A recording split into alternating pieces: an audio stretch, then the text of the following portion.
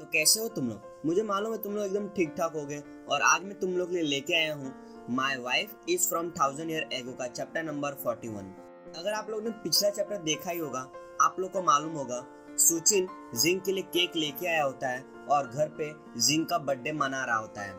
फिर जिंग को दिखाया जाता है, जिंग बहुत ज्यादा खुश लग रही होती है अपना बर्थडे केक खा के, और सुचिन भी खा रहा होता है और वहाँ पे वो चैप्टर खत्म हो जाता है। अब इसके आगे की स्टोरी चालू होती है। स्टार्टिंग के चैप्टर में हमें जिंग को दिखाया जाता है। जिंग केक का टुकड़े को अपने प्लेट में रखी हुई होती है और सुचिन अपनी बिल्ली के साथ खेल रहा होता है। फिर जिंग अपने टाइम के बारे में सुचिन को बता रही होती है कि हमारे टाइम पे आखिर क्या क्या हुआ था। तो वो बताती है काय यून के चौथे साल में लोकस एक नाम का गांव था जिसमें बहुत सारे लोग रहते थे, जिसका नाम ल्यू ड्यू रहता था। वो लोग बहुत ही बुरे थे। और एक और नाम है जिसका नाम है टाओ। उसकी मदद से वो लोकस्ट गांव वाले को पूरी तरीके से खत्म कर दिया था और बहुत बड़ा हादसा होने से बच गया। लेकिन मेरी जो सेकंड मिस थी वो लोकस्ट गांव की रहने वाली थी।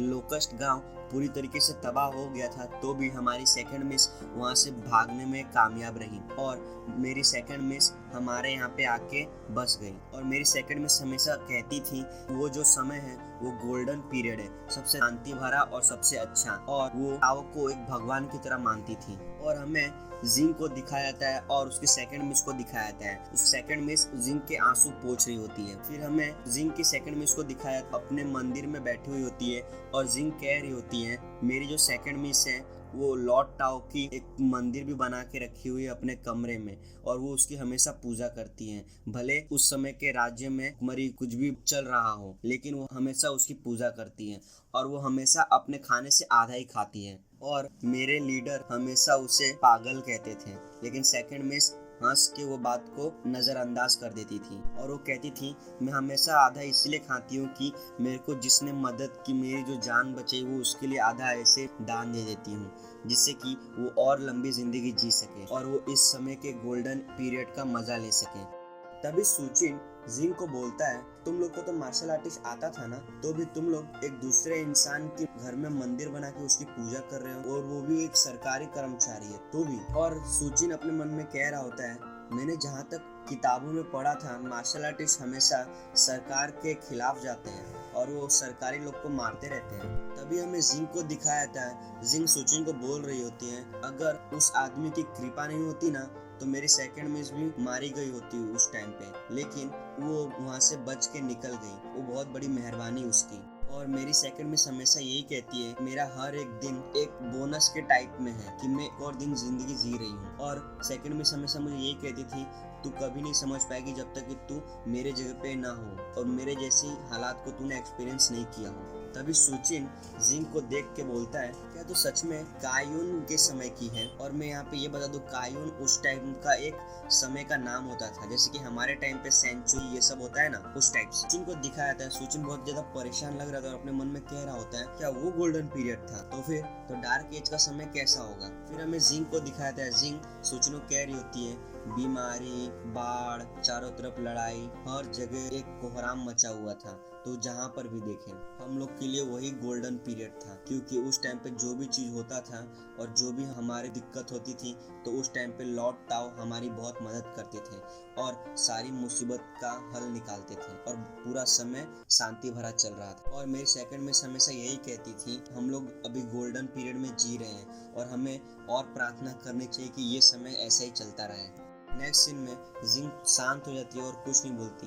फिर हमें जिंग को दिखाया जाता है। जिंग अपने हाथ में पड़े केक को देख के मन में कह रही होती है अगर वो समय गोल्डन पीरियड था तो जिस समय में मैं आई हूँ इस समय क्या कहूँगी। नेक्स्ट सीन में सुचिन अपने मोबाइल में सर्च कर रहा होता है कि कायून कौन से समय का था और क्या था, और वो सर्च कर रहा होता है और पढ़ रहा होता है। तभी सुचिन कहता है तू जिस समय से आई है उस समय को अच्छा भी और बुरा भी कहते हैं। तभी सुचिन को दिखाया जाता है। सुचिन अपने मन में कह रहा होता है अगर मैं जिंग के साथ अपने आप को कंपेयर करूँ तो मैं सबसे खुशकिस्मत हूँ, क्योंकि मैं उस समय में पैदा नहीं हुआ और मैं इस समय में पैदा हुआ और बहुत अच्छे से जी रहा हूँ।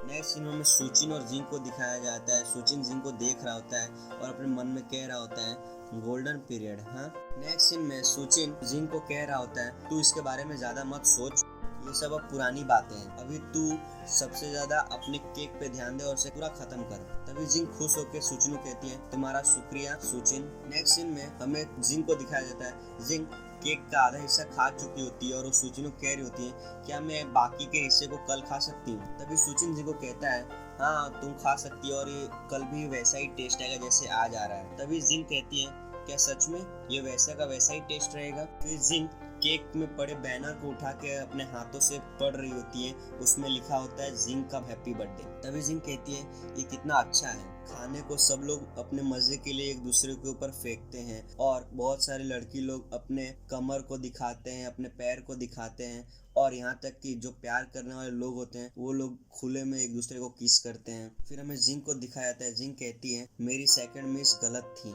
इस समय को ही गोल्डन पीरियड कहा जा सकता है, लेकिन कितनी अफसोस की बात है कि वो इस समय में नहीं है। तभी सुचिन जिंग को कहता है तो फिर हम लोग एक और बार चीयर्स करते हैं और ये चीयर्स इस बात का होगा कि हम लोग इस समय के गोल्डन पीरियड में जी रहे हैं। फिर सुचिन उसे कोल्ड ड्रिंक दिखाता है और सुचिन और जिंग एक दूसरे से कोल्ड ड्रिंक का चीयर्स करते हैं और जिंग कहती है सही कहा यही गोल्डन पीरियड है। फिर जिंग ऊपर देख रही होती है और लाइट को देख के अपने मन में कह रही होती है मैं इस समय को पूरी तरीके से जीऊंगी और आधे आपके लिए भी जीऊंगी सेकंड मिस। फिर सीन चेंज होता है, हमें बताया जाता है पार्टी के कुछ दिन बाद। फिर हमें दिखाया जाता है सुचिन कंप्यूटर के पास बैठा होता है और पीछे से जिंग सुचिन को घूर रही होती है। नेक्स्ट सीन में और भी अजीब तरीके से घूर रही होती है सुचिन को। तभी सुचिन जिंग को कहता है क्या हुआ तू इधर क्या कर रही है, मुझे घूर क्यों रही है। ये सुनने के बाद जिंग चौंक जाती है और वो शर्मा रही होती है और अपने कमरे में भाग जाती है। ये देख के सुचिन सोचता है आखिर इसे क्या हुआ। नेक्स्ट सीन में जिंग सुचिन के पास धीरे धीरे आ रही होती है, ये देख के सुचिन सोचता है कि ये आखिर ऐसा बर्ताव क्यों कर रही है। फिर सुचिन जिंग के हाथों में कुछ रहता है उसे देखता है और अपने मन में कह रहा होता है ऐसा लगता है जो सामान मैंने इसे खरीद के लिए लाया था वो इसे इस्तेमाल करने लगी है और वो इस बात को मुझे बताने में शर्मा रही है। नेक्स्ट सीन में सुचिन अपने मोबाइल में कुछ टाइप कर रहा होता है और जिंग को कह रहा होता है तुझे मुझे पहले ही कहना चाहिए था, चल मैं तेरे लिए कुछ ऑर्डर कर देता हूँ। तभी सुचिन रुक जाता है और फिर जिंग को कहता है मैंने तेरे अकाउंट में कुछ पैसे डाल दिए हैं जिससे कि तू सुपरमार्केट में जा सकती है और खुद से खरीद सकती है जो तुझे चाहिए। और सुचिन अपने मन में कह रहा होता है पहला स्टेप था कि ये इस समय में कैसे रहेगी और इस समय में कैसे जिएगी, अब दूसरा ये है कि वो किस तरीके से खरीदेगी। लेकिन मुझे मालूम है कि वो ऑनलाइन अच्छे से खरीद सकती है, लेकिन अभी इसे बाहर जाके दुकान से खरीदना भी सीखना होगा। तभी सुचिन जिंग को इशारा करके बोलता है इससे मुझे याद आया तेरे पास जो सफेद पट्टी था क्या तूने उसे अभी तक नहीं फेंका, वो तेरे लिए अच्छा नहीं है, वो तुझसे बांध के रखती है, वो बहुत ही अजीब है तेरे सेहत के लिए। ये सुनने के बाद जिंग बहुत ज्यादा शर्मा रही होती है और बहुत ज्यादा गुस्से में भी लग रही होती है। ये दोनों रिएक्शन हमें जिंग के अंदर दिख रहा होता है क्योंकि सुचिन ने ऐसी बात की होती है जो उसे नहीं करनी चाहिए। अभी सुचिन देख के घबरा रहा होता है और जिंग को कह रहा होता है मैं सिर्फ तेरे भले के लिए कह रहा हूँ क्योंकि तू इस समय में जी रही है तो तुझे इस समय के कपड़े और अच्छी चीजें पहनना चाहिए। नेक्स्ट सीन में हमें जिंग को दिखाया था, जिंग शर्मा के धीरे धीरे बोल रही होती है वो जो कपड़ा तूने लाया था उसकी वजह से मेरे पीठ में दर्द हो जाता है। और यहाँ पे तुम लोग कंफ्यूज ना हो तो इसलिए मैं तुम लोग को बता दूं यहाँ पर सुचिन जिंग के लिए एक दिन ब्रा लेके आया था और उस ब्रा के बारे में बात कर रहा है, लेकिन जिंग पुराने समय में से थी इसलिए वो सफेद पट्टी यूज करती थी ताकि वो अपने चेस्ट को बांध के रख सके। नेक्स्ट सीन में हमें सुचिन को दिखाया जाता है सुचिन कुत्ते की शक्ल में फिर से बन गया होता है और वो कह रहा होता है इसने जो कहा वो मेरे समझ के बाहर है, मैं उसे कुछ भी नहीं समझ सकता कि आखिर लड़की लोग को वो कपड़े पहनने से पीठ में दर्द कैसे हो सकता है। नेक्स्ट सीन में सुचिन को दिखाया जाता है सुचिन मोबाइल में सर्च कर रहा होता है और जिंग को कह रहा होता है रुक मेरे को थोड़ा रिसर्च करने दे इंटरनेट पे और मुझे ऐसा लगता है कि वो जो कपड़ा है वो शायद से तेरे साइज में फिट नहीं हो रहा है, मेरे को लगता है इससे बड़ा साइज ऑर्डर करना पड़ेगा। तभी जिंग कहती है ठीक है।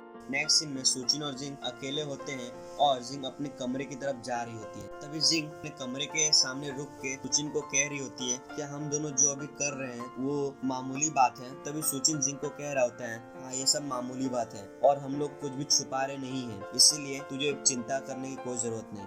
तभी जिंग कहती है तुमने सही कहा। फिर जिंग अपने कमरे में चली जाती है और अपने मन में कह रही होती है हम लोग एक दूसरे से कुछ भी नहीं छुपा रहे हैं और यहाँ पर ये सीन खत्म हो जाता है। अगर आप लोग इस चैनल पर नए हैं तो चैनल को सब्सक्राइब करना बिल्कुल मत भूलना और साथ ही बेल आइकन दबा देना, जब भी मैं अगला एपिसोड अपलोड करूंगा तो आपको सीधा नोटिफिकेशन मिल जाएगा। अब हम लोग अगली बार मिलेंगे my wife is from 1000 year ago का चैप्टर नंबर 42 में। तब तक के लिए टाटा और बाय बाय।